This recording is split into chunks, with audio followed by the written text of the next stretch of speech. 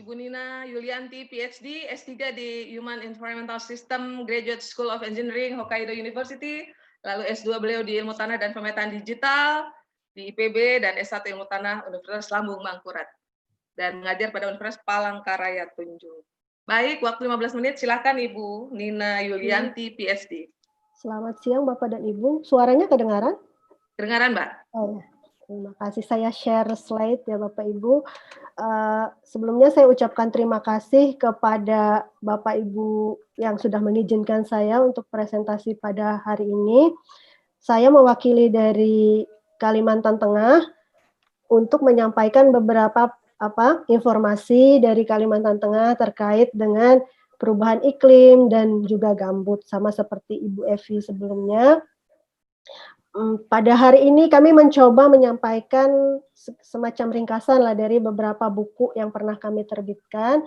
Di antaranya ada buku bencana kebakaran, kemudian transformasi ekosistem lahan gambut, ada juga pengelolaan lahan gambut tanpa bakar, dan itu disupport oleh UNESCO dan BRG.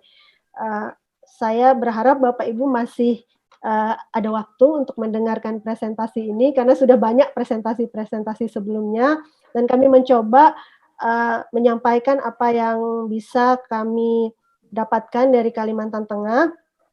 Pada hari ini paparan yang coba kami sampaikan itu terkait dengan lahan gambut, karhutla, dan perubahan iklim. Nanti juga kami mencoba melihat beberapa kebijakan yang sudah ada di Kalimantan Tengah terkait dengan lahan gambut dan juga perubahan iklim. Kita semua tahu bahwa lahan gambut seperti yang disampaikan pembicara sebelumnya, itu lahan gambut merupakan sumber daripada cadangan karbon. Nah, ketika lahan gambut ini terbakar, itu akan menyebabkan pelepasan emisi karbon yang menjadi salah satu sumber gas rumah kaca yang kita tahu itu adalah penyebab daripada perubahan iklim secara global. Nah, seperti apa kondisi lahan gambut di Kalimantan Tengah sendiri? Bapak Ibu barangkali kalau melihat di TV setiap musim kemarau, pasti melihat Kalteng ini selalu jadi hot news terkait dengan kebakaran lahan gambut. Nah, ini kita coba Bapak Ibu melihat beberapa kebakaran yang terjadi di Kalteng yang paling parah. Kami coba berawal dari 2015 saat itu sampai Bapak Presiden datang untuk memantau kondisi kebakaran, dan kebakaran saat itu merupakan kebakaran yang terparah kedua setelah 97. Tetapi dari pelepasan gasnya terutama CO2, kemudian karbon monoksida dan juga PM10 itu lebih besar daripada 1997. Nah, itu luar biasa sekali. Pada saat itu kondisi seperti ini sangat parah dan pelepasan karbonnya cukup besar sampai berapa ratus tera karbon dioksida. Ternyata kebakaran tidak berhenti pada 2015. Kebakaran ini terus berlanjut sampai 2019 kembali. Tahun yang lalu Kalimantan Tengah mengalami kebakaran yang cukup hebat dan kabut asap menyelimuti kota Palangkaraya itu selama 2 bulan. Dan Bapak Ibu bisa membaca beberapa referensi bahwa pelepasan karbon dioksida dari beberapa peneliti itu bisa mencapai 35 megaton per hari hanya pada saat kebakaran. Nah, bisa dibayangkan sangat besar sekali pelepasan daripada gas rumah kaca yang terjadi pada musim kebakaran hutan dan lahan. Sampailah kita pada tahun 2020. Nah, tahun ini kita semua tahu bahwa tahun 2020 ini adalah tahun yang sangat berat untuk semua provinsi yang ada di Indonesia terkait dengan masalah COVID-19. Nah, yang kami takutkan ketika 2020 ini nanti terjadi musim kemarau dan ada kebakaran, ini ada double disaster, di mana kita tahu karhutla itu menyebabkan gangguan pernapasan dan COVID-19 juga berhubungan sama gangguan pernapasan. Jadi kami sangat khawatir sekali ini akan berbahaya untuk penduduk yang ada di Kalimantan Tengah. Tetapi berdasarkan prediksi beberapa lembaga klimatologi termasuk BMKG, ini pada tahun ini kita hanya mengalami kemarau normal. Artinya tidak ada kemarau yang parah seperti 2015 dan 2019. Nah, kalau dari catatan analisis kami, itu sampai bulan Juni kemarin masih baru 30 hotspot yang terdeteksi di Kalimantan Tengah. Kalau dibandingkan tahun-tahun sebelumnya, itu hotspot ini terbilang kecil, karena di tahun-tahun sebelumnya biasanya Kalimantan Tengah itu memiliki ratusan hotspot, bahkan ribuan. Jadi ini termasuk kecil. Nah, kalau kita lihat data dari BMKG juga memberi harapan bahwa tahun ini akan terjadi musim hujan yang seperti biasa saja, jadi tidak ada kemarau yang panjang. Nah, ini Bapak Ibu kami mencoba melakukan riset juga terkait dengan hubungan karhutla dan COVID-19 yang bekerja sama dengan Kyoto University, dan ini adalah sebenarnya data awal kami. Kami coba melihat perbandingan antara Jakarta dan Palangkaraya ketika musim padat di Jakarta dan nanti musim kebakaran di Palangkaraya. Nah, berdasarkan data dari satelit kita melihat ini data comparison 2019 dan 2020 itu nitrogen dioksida di Jakarta ketika masa Covid dan non-Covid nih sangat signifikan turun. Jadi emisi yang ada di Jakarta signifikan turun ketika COVID-19 karena pastinya pengaruh social distancing.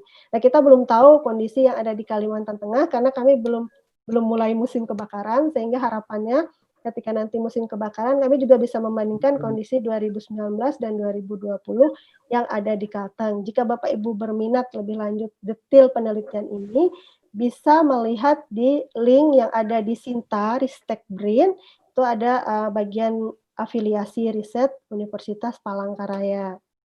Nah, ini saya lewatkan saja biar cepat. Kalau kita lihat tadi karhutla dan lahan gambut tuh sangat erat sekali dan dampaknya adalah perubahan iklim.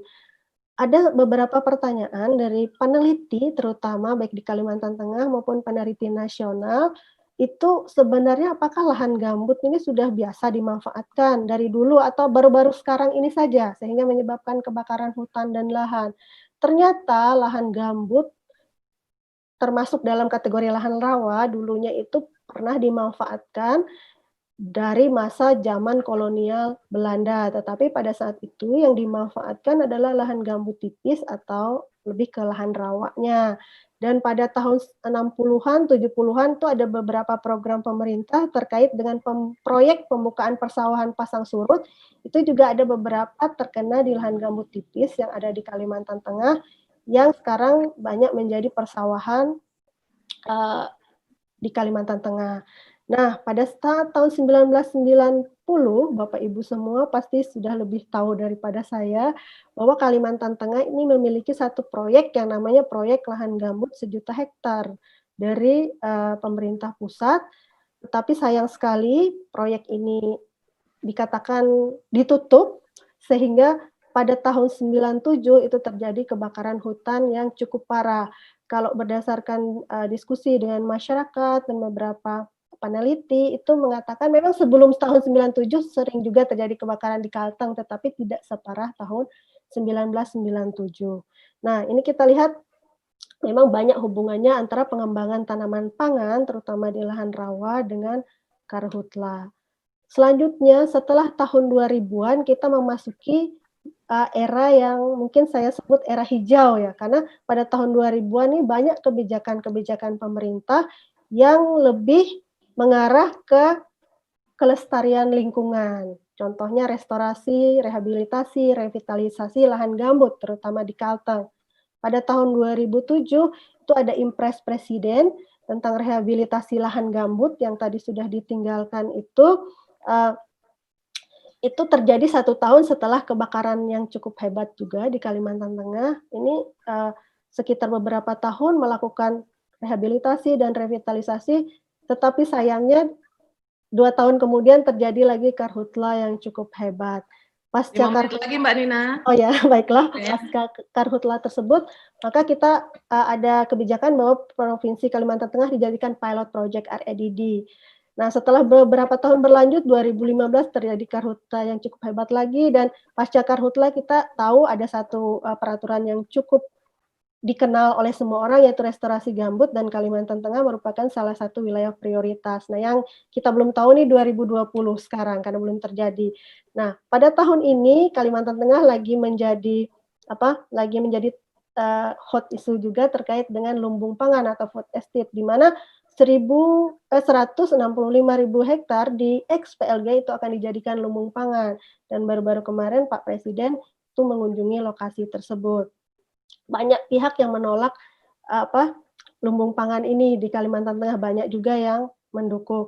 Nah, kita belum tahu ini adalah salah satu desa yang menjadi calon lumbung pangan. Kalau dulu ini desanya mayoritas petani rotan, tetapi nanti akan dikonversi menjadi petani padi. Dan kita belum tahu apakah sustainability padi dan rotan itu lebih bagus. Nanti kita lihat. Nah, kesimpulan kalau menurut saya dari masa ke masa, dari masa pemanfaatan pengembangan lahan gambut di sebelum tahun 2000-an sampai setelah tahun 2000-an itu masa program-program hijau, restorasi, revitalisasi, tetapi untuk Kalimantan Tengah sendiri belum ditemukan suatu metode atau konsep yang benar-benar lestari, tetapi memiliki nilai ekonomi, karena itu biasanya kalau lestari nilai ekonominya rendah, kalau ekonomi tinggi kurang lestari. Nah, harapannya kita bisa berdiskusi pada hari ini, Bapak Ibu semua, untuk melihat solusi terutama untuk Kalimantan Tengah. Mungkin itu yang dari saya, Bu Moderator. Terima kasih. Saya kembali. Baik. Terima kasih banyak Mbak Nina, luar biasa ya. Saya sebenarnya mau dengar banyak-banyak Mbak Nina, tapi waktu kita sangat terbatas.